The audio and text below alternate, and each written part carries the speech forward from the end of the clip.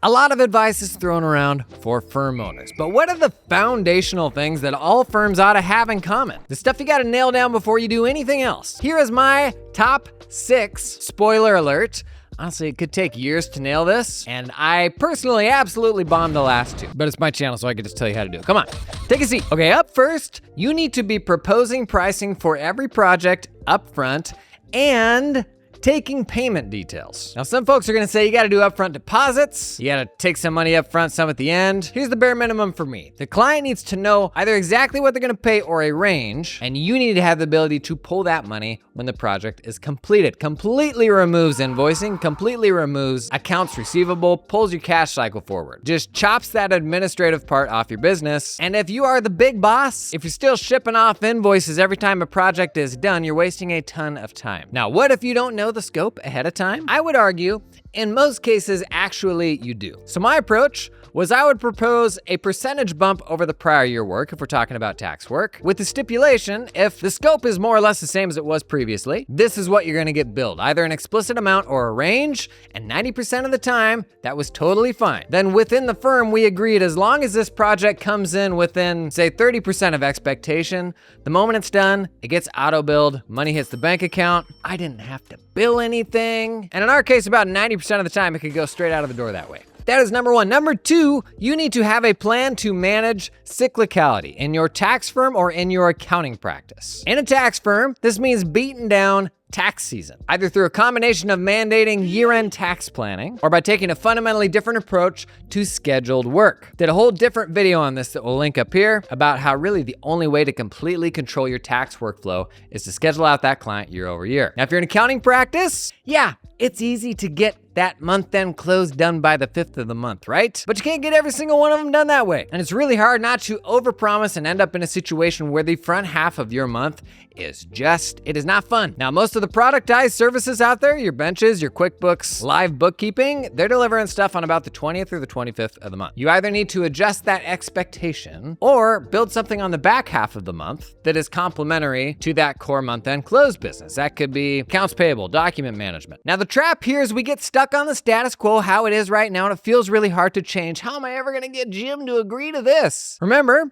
just gotta start small. Find ways to baby step your existing clients to where you want them to be. But also, every time you bring in a new client, that is an opportunity to craft a new reality. If you stand up a landing page as a tax preparer right now that says, hey, we just don't file any tax returns before the tax deadline, or we don't do any month-end closes before the 15th of the month. You may have some people that turns away, but you're not making things any worse. Remember, it's 100% up to you to craft this new reality, one client at a time. It can be really easy to feel trapped by all the clients that you already have. Think about building that dream practice, one great next client at a time. That is number 2. Number 3, you need a more scalable approach to fulfillment. That is how you get the work done. The single most stressful aspect of firm running for me was the fact that at any given point, an employee's life circumstances could change in a way that's completely outside of my control. They may have to go take another job, maybe they get sick, and at any given point, we were perpetually one person away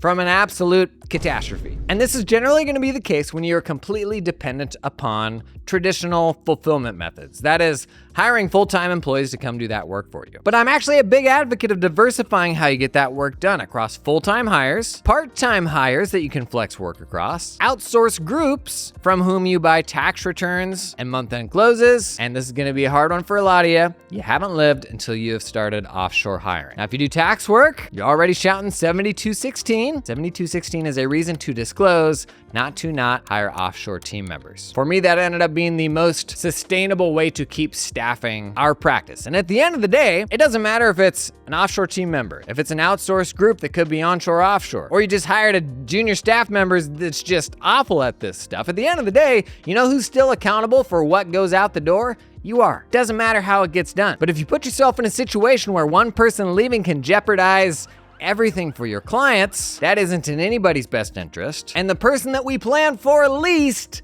is you. That's right. What happens right now if you get sick? If you can't work? Your business needs to be able to get work done a bunch of different ways so that if something happens, you've got a way to flex that work across various fulfillment methods. I did a whole episode on this on my podcast. I'll link it up here. Okay, number 4, you have branded your website, your landing page around a offer for a very specific type of person. I've been railing on this one a lot on this channel lately, and I get the fear of specificity. But here's the thing about your stanky old accounting firm website is if it is super generic, it's not attracting anyone. So while you may be afraid of saying that you're the best accounting firm for professional badminton players and thinking, what about all the other people who will then not engage because I got that specific? Let you in on a secret. There are tons and tons and tons of people who are not engaging because it isn't specific, because it looks like every other firm site out there. But here's what I would argue is actually even more important. Is when you say you are for a very specific type of person, you can command much higher fees for what you do. So rather than being a small business tax accountant, you are a tax accountant for professional badminton players who make over X a year and are inconvenienced by the complexities of having to travel all around. Every level of complexity deep you get, you're compounding what you can command for your services when the underlying work to fulfill it is more or less the same. So would you rather pick up 4 projects that are all wildly different, or 1 that called out a very specific type of person that you can charge 3 to 4x as much for? That's what we need to get to. And when you get to that level of specificity, you're genuinely trading the profit of 1 project for like 4 generic projects. Number 5, let's talk about client requests. Here's the thing. If you are an accounting practice and on the 1st of the month, that month ticks over, maybe you got to deliver the financials by the 12th. And so you fire it up on the 10th and you're like, this will probably take 2 days to complete. And then you realize you don't have any of the information that you actually need. Buddy, that ship has sailed and you know it. And you're gonna look like a dummy asking for that stuff at the last minute. If you're an accounting practice, all those details that you need, that stuff needs to be staged and automatically sent out on the 1st of each month. And this is something software should be doing for you. We need to shift the paradigm from humans asking for information to the machines doing the requesting and the humans doing all the other stuff. And this is because humans are really good at being annoying and following up until somebody completes something. You, on the other hand, what you will do is you will stop and you will make a list and you'll say, here are all the things that I need. And then your client will say, here you go. And they gave you 3 out of the 7 things. And then 3 weeks later, you're gonna realize, I don't actually have what I need. Did I ask for that before? I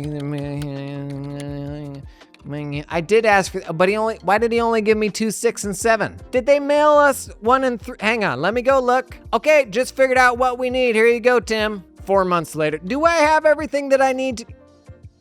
You get what I'm saying? If you are a tax practice, you can very easily burn 1/3 of your time during the most busiest seasons doing just this. Building custom lists for everyone, sending them out, only to just get a couple things back, have to go figure out what you still need, and then remember to follow up. Now, the beauty of request lists is you can set all of this stuff up ahead of time in your slow time. That may be the end of the month for accounting practice, and maybe pre-busy season for a tax practice. And isn't this a lot of work, Jason, to preset all this stuff up?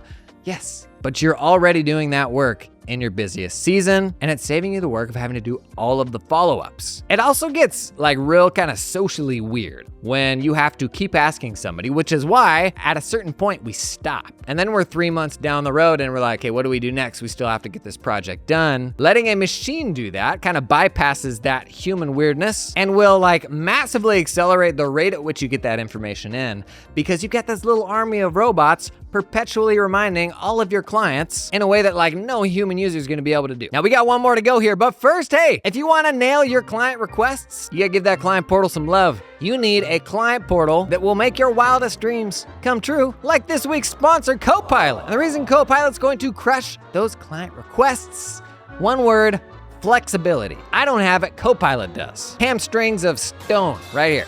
Now, does Copilot have built-in requests? You bet they do. They've actually got like a fully blown custom form builder. It's built right in, but if you got some sort of weird special requirement, as all accountants do, you can pull any old app right into your workflow inside of Copilot. That is right, you can embed external things inside of your Copilot portal. And that is the beauty of Copilots. They're not gonna tell you how to do your work. You're an accountant. You know exactly what you're doing all the time. What that means is you can build out the kind of custom portal of your dreams, even give different clients different views within Copilot, so you can spend less time chasing people around for information, more time just living the dream. cranking out those tax returns, those month-end, living the dream. Sounds nice, right? You living the dream right now? Didn't think so. Check out Copilot to learn more. Okay, last one, and this is a biggie, is you don't have the right tool at the center of your accounting firm. Yep, I know. I know you got a great deal on that one you're using. I know it's super powerful and its reporting capabilities can do anything. But I'm zeroing in on firms probably under 100 employees here. Over half are still on the wrong platform or still using a spreadsheet. Please just stop running your firm on a spreadsheet. Now, my level of conviction on what tools you ought to be using stems from the last few years having so many conversations with people who are like, yeah, we use the practice management tool from our tax software. And then we actually went to like a modern cloud platform and it was like so fundamentally different. I can't tell you how many of those conversations I've had. Your tech stack turns into an absolute dumpster fire when the tool at the middle of it all does not do what you need it to do. Client requests being a great example. You're gonna bodge all this other stuff onto it just because you have the wrong core app. And I get it, you got a deal. Maybe there's an integration with your tax software. Let you in on a lesson that I learned the really hard way. There's no amount of integrations, no amount of price discounts that make putting a crappy tool at the center of your firm worth it. You are burning years of your life doing unnecessary work just because the sales rep was like, yep, no, we'll you extend your tax software license a few years, we'll cut you a deal. Now, unless you are in love with that tool that is at the center of your app, highly recommend checking out this video. I outlined 17 apps. One of those apps needs to be the brain behind your accounting firm. Fortunately, most small firms still aren't using them. Wait, what? Oh, not again. Oh, not again. But I love CCA. This feels like a lot of work. Bit of a tease.